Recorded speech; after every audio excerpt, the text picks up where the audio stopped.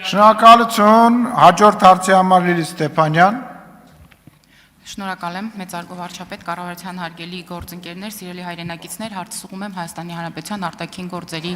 նախարար պարոն Միրզոյանին։ Պարոն Միրզոյան, դուք քիչ առաջ արձանագրեցիք, որ թեմաներ կան, որոնցով ընդդիմադիր գործընկերները լցնում են մամուլը, սակայն այսօր այդ մասին հարցեր չեն տալիս, ինչու, որովհետև եթե այստեղ հնչեն այդ հարցերը, կստանան կոնկրետ պատասխաններ, հետևաբար շատ ավելի հեշտ է այդ հարցերի շուրջ հարցազրույցներ կազմակերպել, որտեղ հարց տվող լրագրողը շատ ավելի համաձայն է ընդդիմադիր գործչի հետ, քան ինքը ընդդիմադիր գործիչ է, եւ այդպիսի մի ասուլիսեր երեք մեր գործընկերներից մեկն է տվել եւ հնչեցրել է որոշ հետաքրքիր մտքեր, որոնց կարծում եմ արժե անդրադառնալ, մասնավորապես նա խոսել է թրիպի մասին, Հայաստանի Հանրապետության բաժնեմասերի մասին եւ հղում անելով մեկ այլ նախկին գործի ասել է, որ եթե հայկական կողմը պարզապես ձայն չհաներ բանակցությունների ընթացքում եւ հանգիստ նստեր, ըստ երևույթին Հայաստանի Հանրապետության բաժնեմասը շատ ավելի մեծ կլիներ, ենթադրում եմ, որ նա հիշել է իր պրակտիկայից որոշ դրվագներ, որտեղ հայկական կողմը լուր նստում էր եւ իր փոխարեն որոշում էին ամեն բան, խոսելով թրիպի հետագա գործունեության մասին եւ բաժնեմասերի հնարավոր վերանայման մասին նա նշում է, որ Հայաստանը չի կարող, ցիտում եմ, ծպտալ Ամերիկայի մոտ եւ մտահոգվում է մեր գործընկերը ասելով, որ գոնե 50-50 պետք է լիներ, քանի որ ճանապարհը անցնում է Հայաստանի Հանրապետությունով։ Իսկ համեմատելով թրիպը գույք պարտքի դիմաց գործարքի հետ, որի մասին դուք քիչ առաջ խոսեցիք, նշում է, որ այդ գործարքի արդյունքում էր, որ մենք շնչեցինք, դարձյալ ցիտում եմ, իհարկե այստեղ դժվար է հասկանալ, թե մենք ասելով գործընկերը ում նկատի ունի Հայաստանի Հանրապետությանը, հայկական կողմին, թե տենց մի խումբ մարդկանց, կարծում եմ այս մասին այլ թեմայով կարելի է քննարկում անել, եւ ուզում եմ այս համատեքստում ձեզ հարց տալ, պարոն Միրզոյան, ի վերջո ինչ է թրիպը, ինչ տնտեսական հնարավորություններ է բացում Հայաստանի Հանրապետության համար, նա բացում թե փակում է Հայաստանի տնտեսական հնարավորությունները եւ ինչպես ձևավորվեց այն բաժնետոմսերի ձևաչափերը 2674, որոնց մասին մենք բազմիցս խոսել ենք։ Հարցին կպատասխանի արտաքին գործերի նախարար Արարատ Միրզոյանը։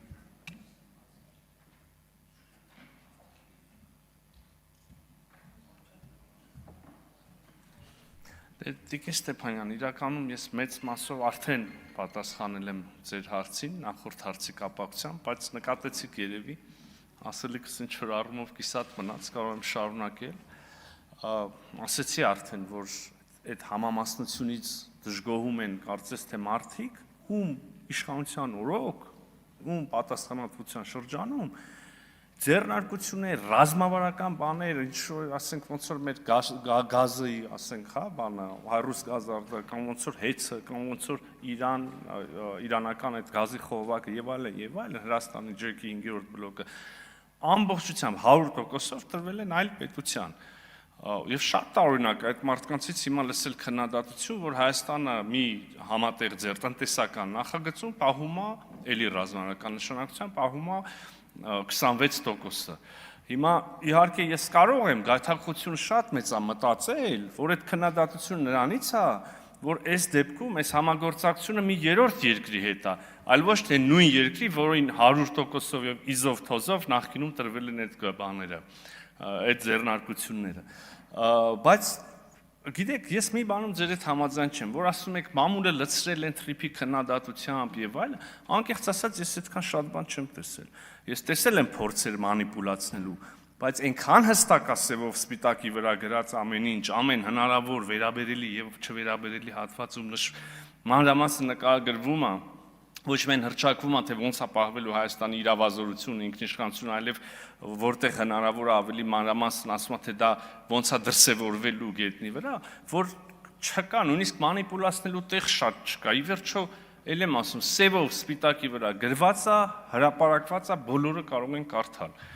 Խղճուկ փորձեր են այդ մանիպուլյացիայի փորձերը։ Ինչ վերաբերում է նրան, որ ասում եք, թե ի վերջո ինչ է, ի վերջո դա մեծ միջազգային ուրեմն լոգիստիկ նախագիծ է, շատ էական եւ Հայաստանի համար բարեբեր տնտեսական արդյունքներով։ Վարչապետն է քիչ առաջ ասեց, առաջին հերթին հələ մի հատ քաղաքական շերտ հետ կանգնենք, մեծ տնտեսական նախագիծ է, տնտեսական մեգա նախագիծ։ Եթե ինձ հարցնեք, ես կասեմ թրիփը